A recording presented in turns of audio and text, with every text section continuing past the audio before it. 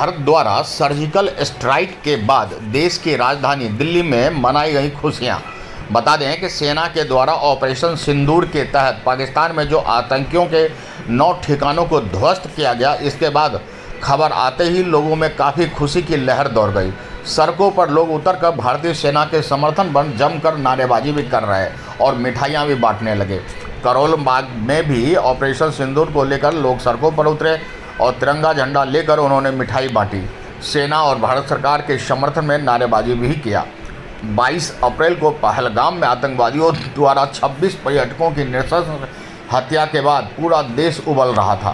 पाकिस्तान ने 9 जगह surgical strike करी और 150 से ज्यादा आतंकवादियों का नरसंहार किया। क्या कहेंगे आप?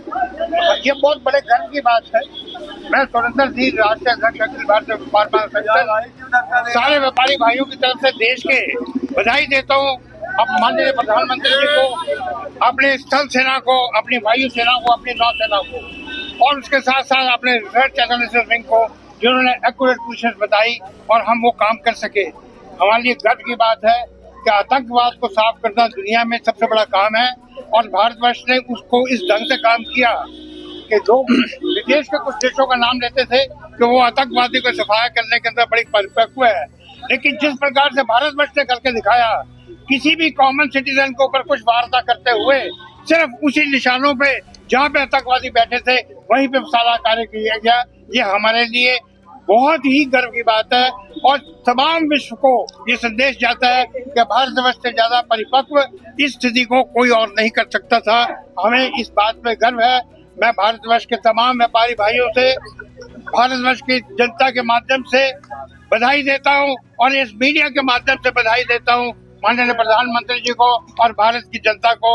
और ये मेरे लिए बहुत गर्व की बात है कि मैं इसमें आप लोगों को संबोधित करके कुछ कह रहा हूँ। सर, भारत की सेना पर कितना विश्वास है? सर, भारत की सेना पे पूर्ण विश्वास है। उसके अंदर जो कहते हैं ना, प्रत्यक्ष को प्रमाण की आवश्यकता नहीं है। हमारे सामने प्रत्यक्ष है, जो उन्होंने कर दिखाया, जो वो करते रहे थे और जो कर रहे हैं। आज की मौजूदा परिस्थिति के अंदर हमें इस बात का गर्व है कि भारत की सेना, भारत की नौसेना, भारत की स्थल सेना, भारत की वायु सेना वो कार्य कर सकती है जो विश्व की कोई सेना काम नहीं कर सकती है। इस बात का मैं गर्व है और इस गर्व के साथ मैं कहूँगा, भारत माँ की जय, भारत माँ की जय, भारत माँ की जय।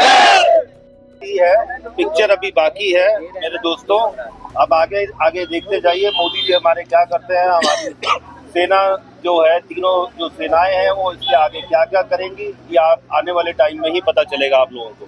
क्या लगता है कि कल लिया गया है तो कितना आत्मविश्वास है? ये हमारे अंदर तो भारतीय सेना का 100% आत्मविश्वास पहले ही था और अब हमारा मॉरल और बूस्ट हो गया है और हमें पता है हमारे ऊपर कोई भी किसी भी किस्म का कोई विपदा आने नहीं देगी। हमारी तीनों सेनाएं वो हमारे लिए खड़ी है वहाँ पे बॉर्डर पे और खड़ी रहेगी और हमेशा खड़ी रहेगी।